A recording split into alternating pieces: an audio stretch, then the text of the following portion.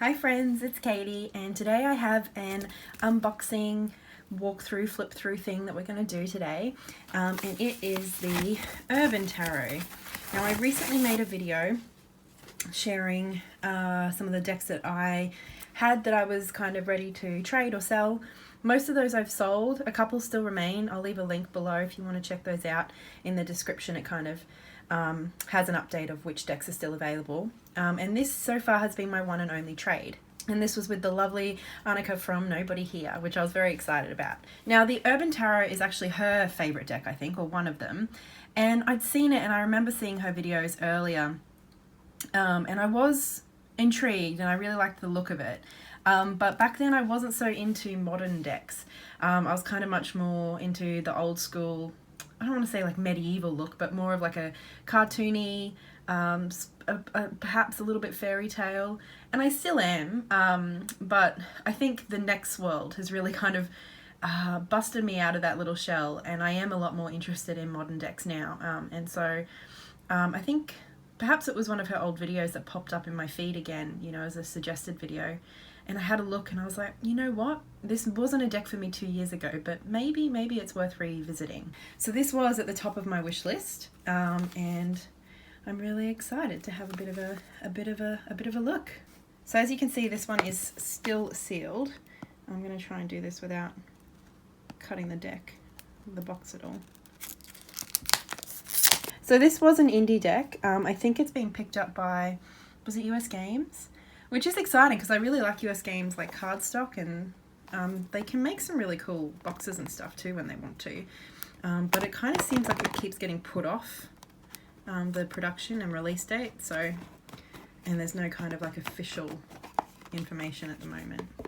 So it is a cool 2-part box. It was a little bit hard to get off, but that's all right. And the cards are still sealed too. Now there's no book that comes with this, with just the deck. I kind of wanted to have a bit of a look, and I might look into getting the book because I'm pretty sure you can still get it from like Little Red Tarot and stuff. So I'll see, you know, how much I like the deck, how much it intrigues me as to whether I'll invest in the book. So we have a little bit of information here on like the title card about Robin Scott, the creator. And it says here, this deck is a love letter to my city, my island, and my first muse, New York.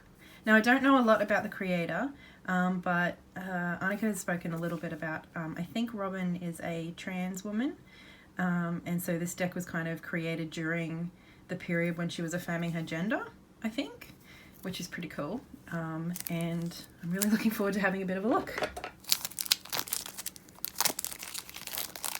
So this backing is pretty cool, very interesting, very urban. It kind of reminds me of those street like maps that you'd see. Now the cardstock is nice, like it's slick and I would say a little glossy, but it's not at all sticky. Like the cards definitely move against each other really nicely. And yeah, it's bendy but still quite sturdy. And this is kind of the only instruction information that we get with the deck, without the book. So it's based heavily on the Thoth Tarot, which is again I think another reason that I kind of didn't really consider this deck all that much when I first heard about it, because I am much more of a Rider-Waite-Smith person.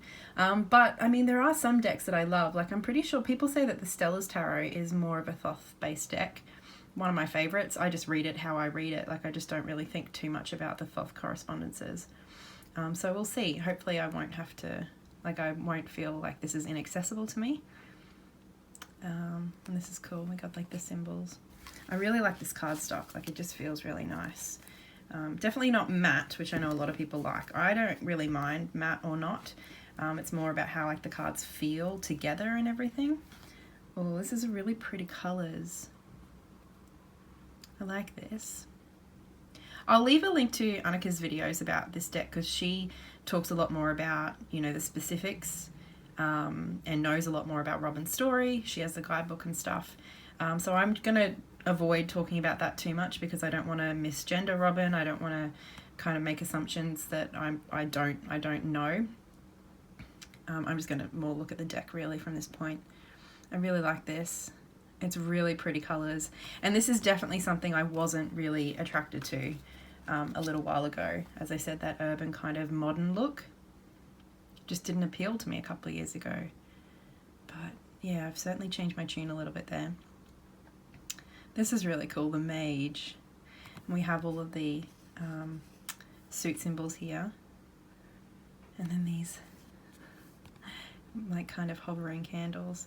So there's a lot of symbolism here that we see in the classic Rider-Waite-Smith. I know, you know, this is more based on the Thoth, but I'm not really familiar with Thoth at all. I really like this, how we have like all this sheets of music everywhere. It kind of almost looks like this person is writing a song. Maybe learning to. But they're, you know, that thinking, that processing. It's not just like, you know, playing. The High Priestess. It's so pretty. I really like these colours. I really like the more modern approach, which does feel funny to say.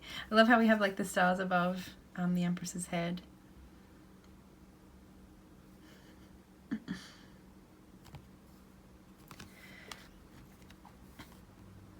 The Emperor. I don't know what this sigil thingy is.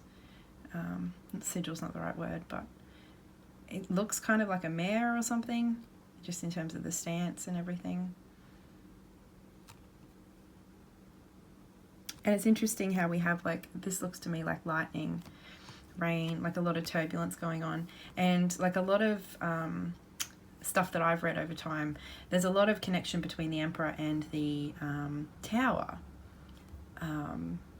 And the Emperor either being the stability that we need during the Tower moment, or that kind of paternal protective figure that almost instigates the Tower moment for our own good. So I don't know, that's just interesting to me that there seems to be, at least for me, that kind of brought up that connection in terms of the imagery and the feel of that card. So the Hierophant, doesn't really seem like many of the names are changed. The Mage, I think maybe the Thoth isn't the Mage, is it? But it's not the Magician either.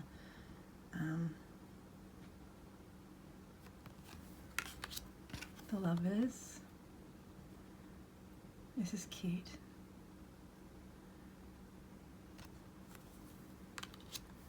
The Chariot. See, it's funny, a couple of years ago, because I know a lot of modern decks, the Chariot is often a car or a motorbike or like a skateboard or something. And this was often the sort of thing that put me off.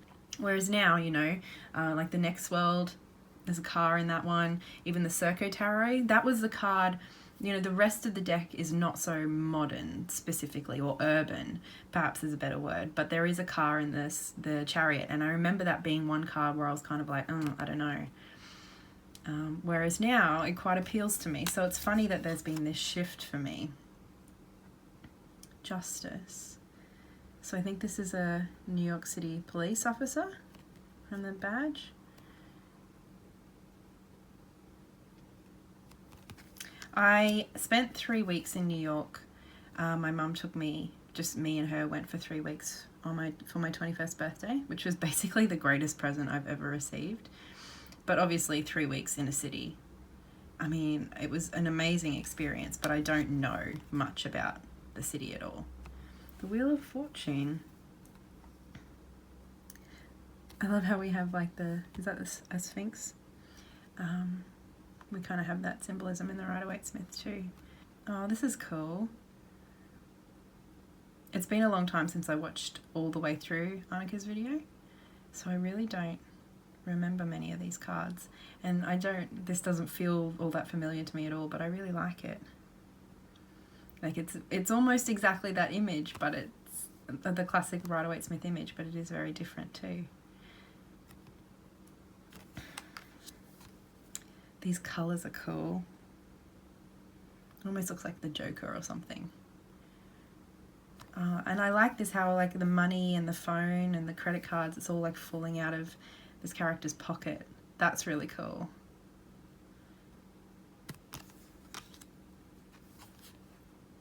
Oh, I remember seeing this and thinking, what? That's a bit different. That's really interesting. Oh, this is a bit weird. Are they spiders or cockroaches? Ugh. That is really interesting how it's like this person obviously, I don't know, like how their hand is there. It's all very much in their control. I suppose they kind of remind me of the person on the horse in the Rider-Waite-Smith, the death figure on the horse. and everyone else kind of reacting to death in different ways. This doctor is kind of, you know, playing that role of the one in control. Oh, this is cool. We have like that classic Rider-Waite-Smith imagery as like graffiti or street art, and then the paint kind of running down. That's really interesting. And then you have this figure, the artist, I suppose. I like that. That's really cool and a very interesting perspective that I've never seen before. And the devil. Are these like figures? They are.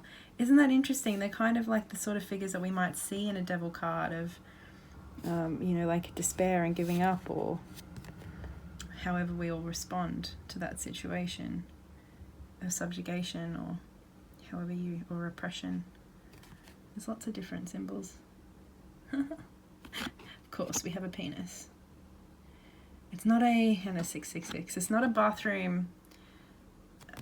There's no such thing as a public bathroom without a penis drawn on the wall. This is a card that I know a lot of people have a problem with in this deck. And I know that I'm Australian, so this doesn't play as much of it doesn't have quite the emotional impact on me than perhaps it has on Americans. But I appreciate what this is. Basically, it has an interesting emotional response for me. I remember when this happened, I was 10, about to turn 11, and we kind of woke up and Mum was taking us to school, because obviously we have a different time, we're in a different time zone completely. Mum was taking us to school, and she was acting really strange that morning. You know, she was stressed. She was obviously just stressed. And normally we'd listen to the radio on the way to school. And people, like, the radio was on, but there wasn't music. It was always, like, you know, people talking on the news, and everyone seemed like something terrible had happened. But Mum just turned the radio off, because obviously I don't think she knew how to tell us about something like this. Because even though, you know, this sort of destruction happens all the time all over the world, it hadn't really happened on this scale to a Western country, at least not in a long time. And I remember, you know, then eventually somebody explaining to us, I think it was later that day, a teacher explained it to us. And I had a lot of difficulty, you know, comprehending at that age what it meant and why someone would do it. You know, to me, and probably just the way that it was explained to me, it was just, you know, evil is kind of a word that I kept hearing. And also then the imagery that we would see on the news of, you know, people falling from the buildings and the smoke and everything. So being that age of, you know, old enough to kind of see what was happening and understand, like, just the basics, you know, of towers, attack, death, understanding that without being able to kind of process the nuances of it, what it meant. But also, being that age, I think it shaped a lot of how I then understood the world. Like, it definitely was a moment, even for me. I remember, like, not long after that, I think it was for my birthday, which was 2 weeks after this, I got a handbag, and it was kind of my first handbag.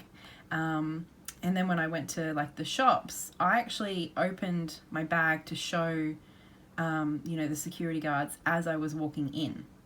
Because I knew that people always showed their bags to security guards. But I thought it was because they might be carrying guns or weapons, not because they might be stealing something and you're supposed to show it on the way out. And I think that really kind of sums up, for a lot of my generation, kind of how we started to see the world. I don't know if any of that makes sense.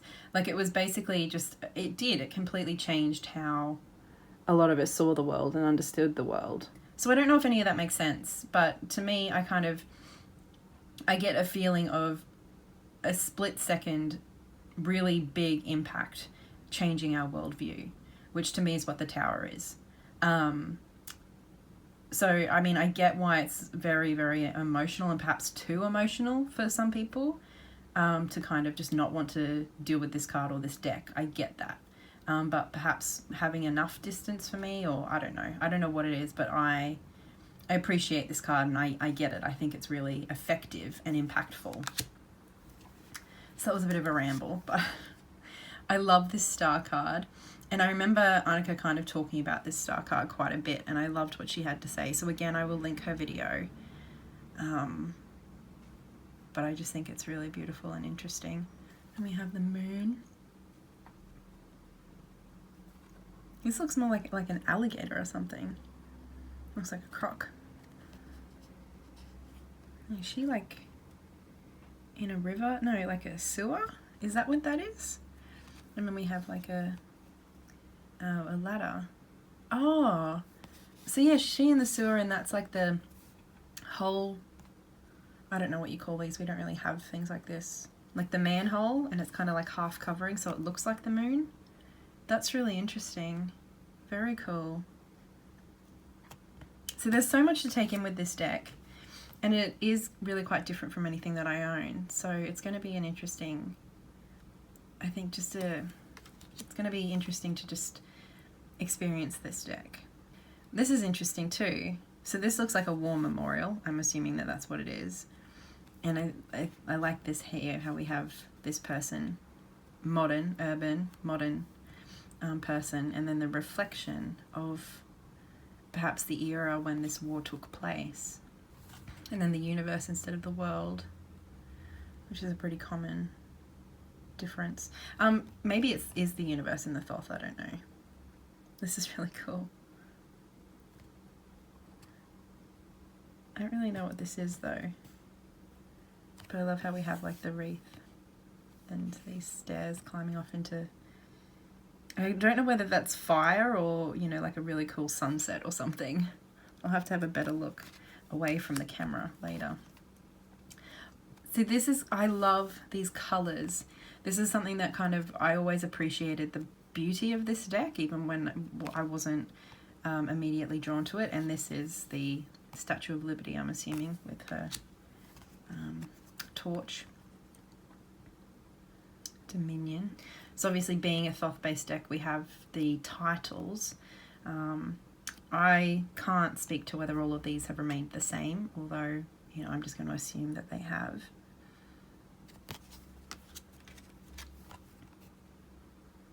And we have like a fire engine. I love this, like, just the colours and the, like these, I don't know, like the blocks of colours, but how they still mix. It's just really beautiful. Completion. So we have like graduates from a university celebrating. That's really cool. I like that. And is this baseball? Yes, baseball. Like a fierce rivalry. Nice. Is this Red Sox? I've heard that before. And I think, I mean, as I said, Anneke, I'm pretty sure, has spoken about all of these in a lot more detail. I vaguely remember bits and pieces, but I'm assuming this is kind of like, you know, a very specific fierce rivalry between two teams that kind of have a history. Victory. Is this like the New York Marathon or whatever it's called?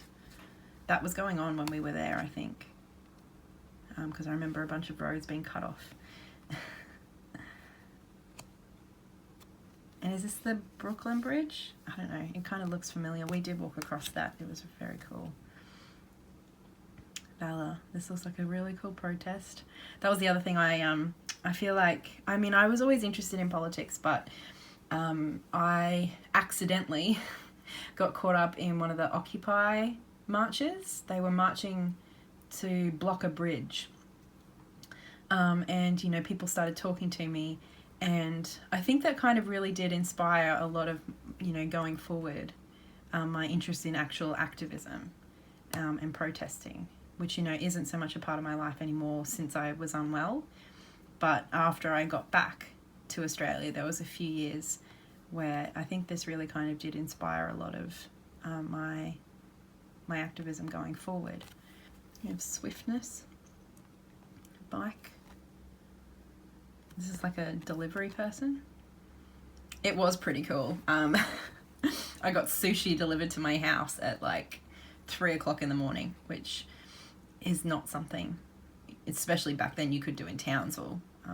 I mean, we're kind of getting a little bit more there in the capital cities in Australia, and the pizzas were huge. When we first got to New York, we ordered just like a regular pizza, and it arrived, and even just like the individual slices of pizza were, you know, like as long as a regular sized pizza here in Australia. Like, it was just massive. Mum and I thought that was very funny. I don't know why I'm saying that. Just pizza delivery. That's what I'm assuming this is. And it was all very quick. You could get whatever you wanted, whenever you wanted, almost immediately, which was very different to my experience. Fortitude. Now, I don't know what this building is. I think I really would like to get the book just to learn more about that. You know, the specifics, obviously, I don't know a lot of those more details that I'm sure would add a lot of interesting nuance to the cards. That's quite a strong image.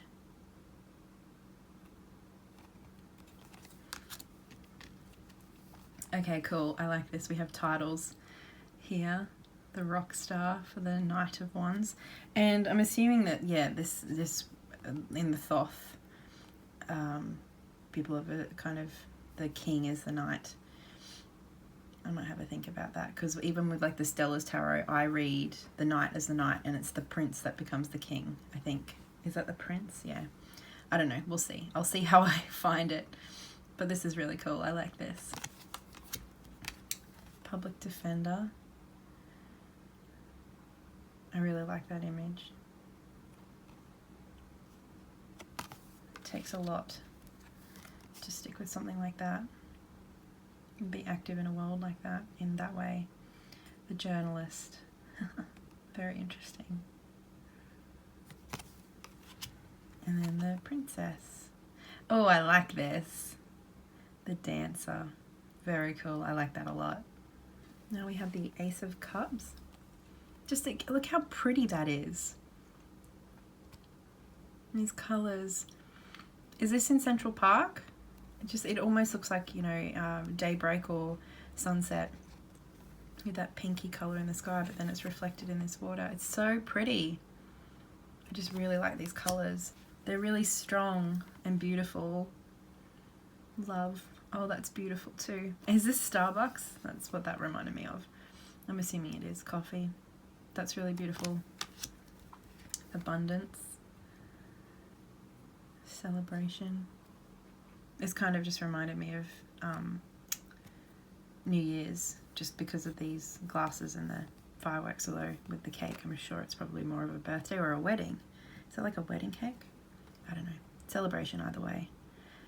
Abundance of connection and love and support. That's really cool. I like that. Luxury. I really liked this image too when Anneke was showing it.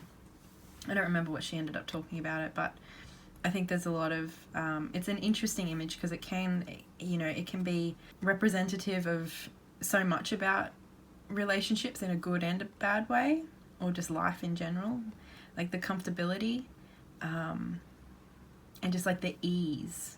I don't know, this just, you know, having been in a relationship for 8 years, it's very easy just to be, just to chill and be. But also it's very easy just to kind of, I don't know, be a little bit too comfortable. It's like that comfortability, but then perhaps being too comfortable. I like that a lot. Disappointment. I like this. I mean, if there's teacups in something, you know I'm gonna like it.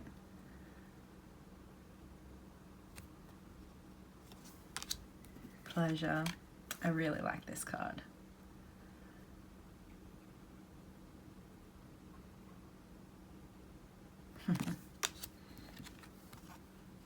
These colors, they're just so beautiful.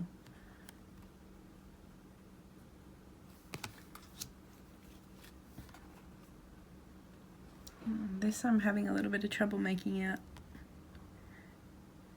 Okay, so these are shot glasses.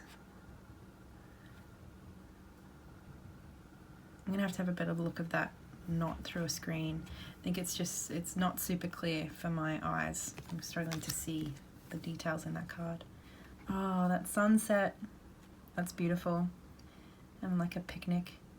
Our equivalent would be just a barbecue in the park, but I like that. And these red cups, all the movies you see these in.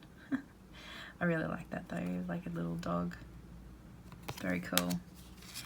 And this, isn't that beautiful? A Pride March parade. And here we have our court cards for the cups. The Seducer. Oh, I just love, you know, how real all of these people are, and how relatable so many of them are. Or even if not personally, you know, like I can see them in other people or other experiences in my life. Therapist. The filmmaker. Oh, very cool. And the costume designer.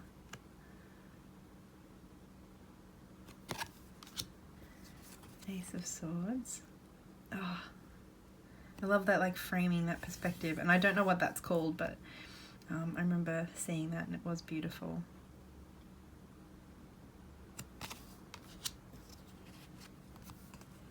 I'm really into this cardstock, hey? And I like how this border does kind of remind me of the Thoth border. You know, that kind of grey, but it's got like that urban, I don't know what you call this, like street map piece. I'm a bit confused by this, or is that the point? Then we have like barbed wire up around a fence. Is this like a prison yard? Then we have swings. That's a bit strange to me. Interesting though. Sorrow. Oh wow.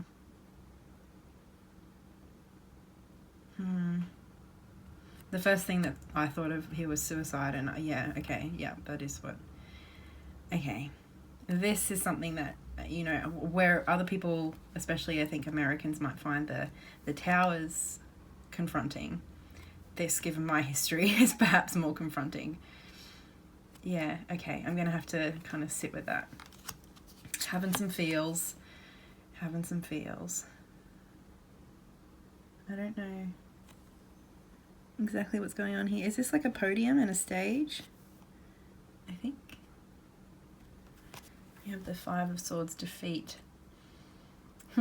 This is interesting to me because I worked in a casino for a couple of years, so I kind of know the ins and outs of, you know, the good, the bad and the ugly of gambling and the whole lifestyle and I don't know, the whole situation that kind of surrounds a lot of that.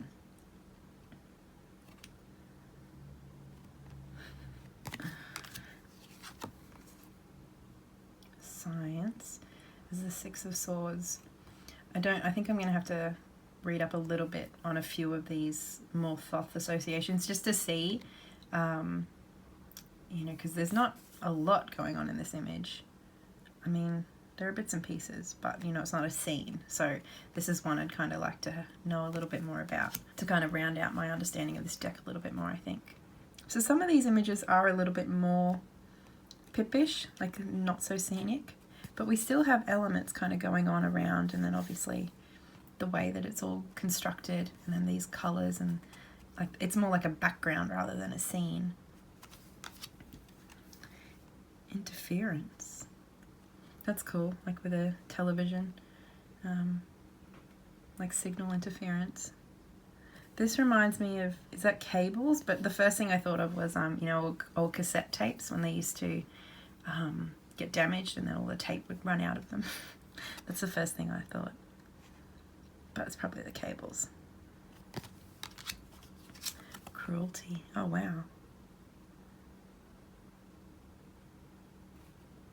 First thing this made me think of was, you know, Toy Story, and how the Sid, the bad kid Sid, was always trying to destroy all the toys.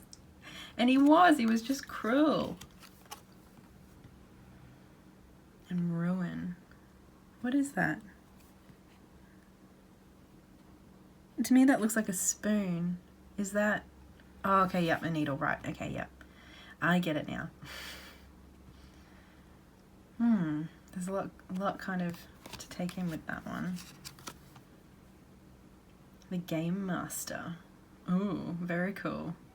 I like this for the Knight or the King of Swords, you know, in my more Rider-Waite-Smith framework, because I very often do think of the King of Swords as like, you know, the strategizer,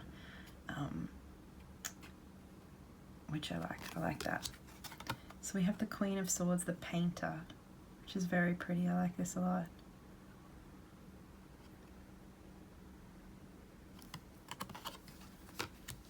The Hacker. Oh, very cool. And we have these elemental symbols as well. Do we have it in the King as well? I don't remember.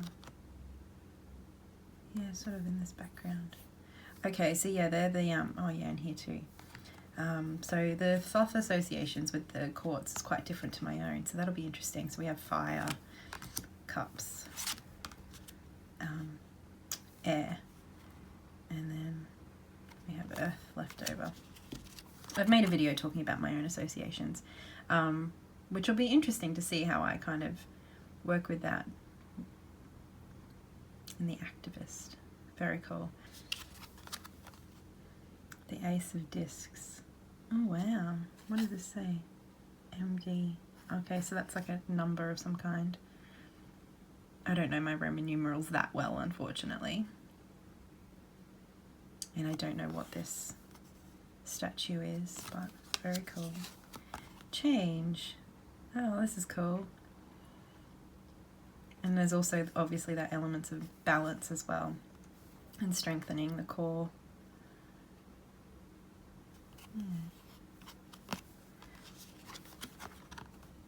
Works. There was a lot of that going on in New York when we were there. Feels like every second building is either being like refurbished or what do you call it? And they're just taking care of old buildings, or destroyed, or new ones being built. Always a lot of work going on in cities. Power. Oh, that's interesting. So we have like the advertisements. That's what I'm assuming that is anyway. Which there was a lot of in New York. Worry. Oh. Yeah. Which is it, like that kind of ties back to the death card a lot, doesn't it? Being in a hospital situation. And I suppose being in this situation, worrying that the death card is where you're going to end up, I suppose. However that turns out, but still not.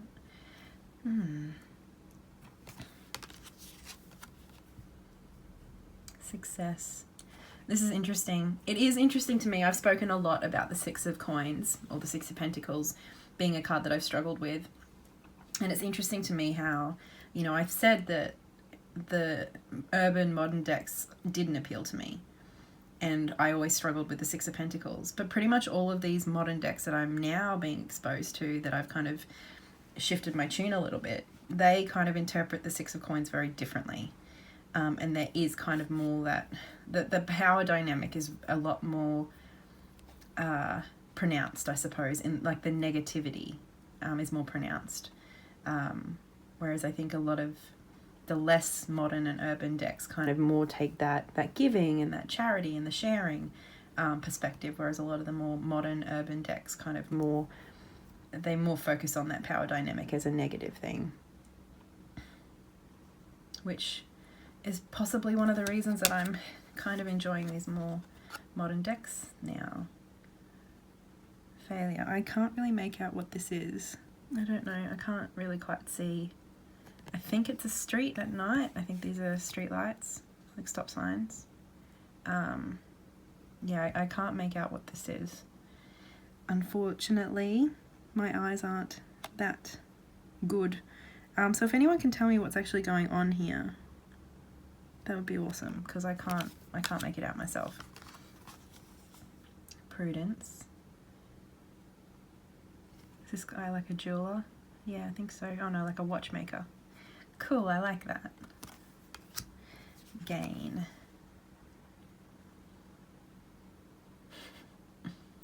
I love how chill this person is, totally relaxing. And wealth. Oh, okay, so this is the jewelry shop. All those diamonds.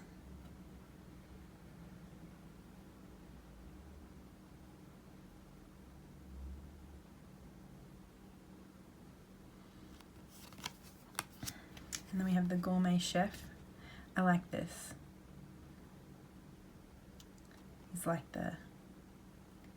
He's mastered his art. And obviously cooking is a very practical, hands-on, creative process. I like that. The matriarch.